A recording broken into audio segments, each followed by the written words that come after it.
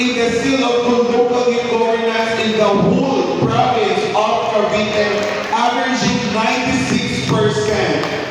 Actually, this person needs no introduction, pero siya ang katuwang ng kabataang maghahati ng serbisyo di kalidad. Kaya naman sama-sama tayo sa mas aktibo, inklusibo at progresibong barangay San Francisco. Ladies and gentlemen, let's give it up for our multi-awarded SK Chairperson, Kevin Andre Trinidad!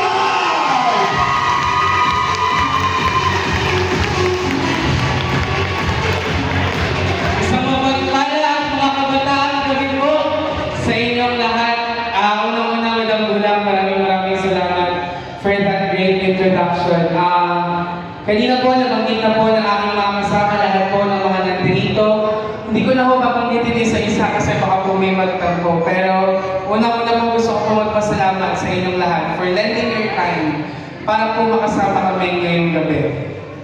Para po sa kalaman ng lahat, ang purpose po ng gabi ito ay hindi lamang po para makita ninyo ang mga SK officials. Ang layunin po ng programa ito ay kilalanin ang bawat samahan, organisasyon, at lahat ng mga taong nagbigay ng significant contribution dito po sa ating lugar.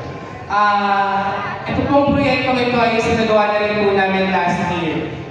Pero hanggang kami po ay nandito sa aming posisyon, hanggang kakayanin po ng ating budget at hanggang kakayanin po ng ating mga programa, gagawa po tayo ng proyekto na makikinabang po ang lahat ng kabataan dito po sa ating barangay.